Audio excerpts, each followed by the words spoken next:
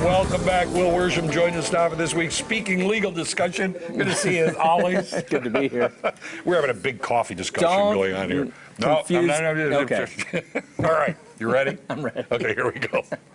I really want to make sure that if something happens to me and my husband, that my sister-in-law would not get custody of our kids. We have appointed guardians already, but is that enough? You know, hopefully in a perfect world, that would be good enough. Where is that? Right. Well, and normally that probably is enough. But the issue is going to come if that sister-in-law challenges that guardianship appointment in court. And that can happen. You know, guardians, even if appointed by will and named in the will, they have to still be appointed by the probate court. Ah, so just so you think you take care of it because you put it in your will, not necessarily so. You know, and you have taken care of it, you've appointed guardians, that's good, but that's really the first step. And it doesn't really accomplish everything people are hoping to accomplish, because it doesn't necessarily solve the problem of, hey, what happens that night when you don't make it home? Is that going to keep the kids out of the foster care system, out of the child protective services system for that night or that next couple nights?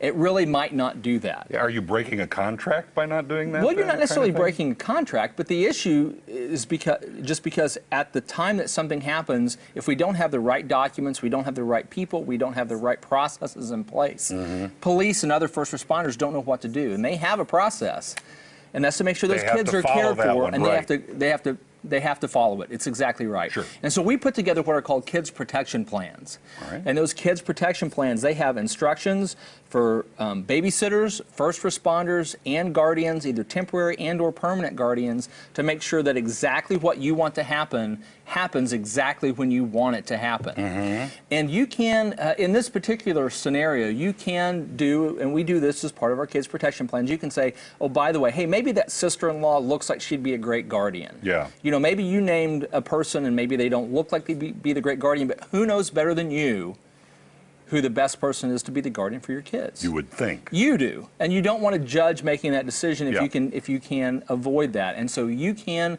put specific instructions, and we can keep them secret, they're under seal, that says, hey, this person shouldn't be the guardian of our kids, even though they might look like a great candidate, and here's why we don't want them. And that document never has to be made public unless that person comes forward and says, hey, I should be the guardian.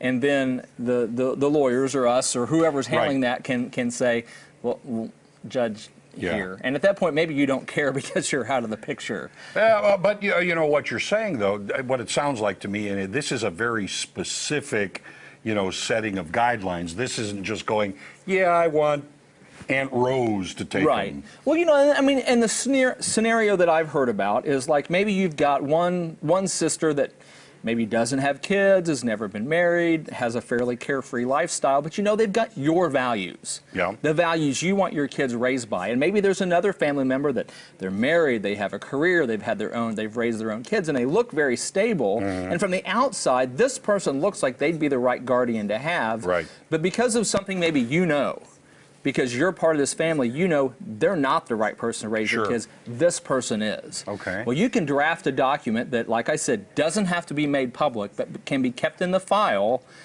so that when you have nominated the person you want, if there's a challenge by the other party, then that document can come to light. You can say, well, Judge, here's why this is the right person. Okay, you say it resides in the file. Where does this file reside? Right, well, that's probably going to be with your attorney's office. Okay. Or we actually provide some electronic versions of some documents for people to have, and you give those to the people that you can trust, that you want to have them in the time that they might need them. Ah, so there's always a reference, a benchmark to go to there. You can always have that, and we provide some online storage, depending on some plans people might choose with our office. Because we offer some ongoing support for anybody that's involved in us. If they want us involved in their life and their protection going forward, we're there for them. Right. So people just need to contact you, and they can find. I would imagine this isn't necessarily a boilerplate. It's not. direct it any way you want. It's not, and you know what? There's a great starting place for people. It Yep. doesn't finish this process by any means. But if you're a person, if you're a parent right now and you don't have any plan whatsoever, go to kidsprotectionplans.com and get started. That's not my website. Right. I'm part of a group that supports that. But kidsprotectionplans.com, and you can at least get started making sure your kids are taken care of. Kidsprotectionplan.com. If people want to get more information from you, how do Sure. they get You it? can find us at willworshamlaw.com or 863-9455, or here at the station, wworsham@color10.com. Good to see you again, Will. You too, Tom. Thanks a lot. All right, up next, Advanced Tour and Travel is here to talk about some elaborate vacations and some shorter day trips, too. Something for everyone when Ozarks Live returns.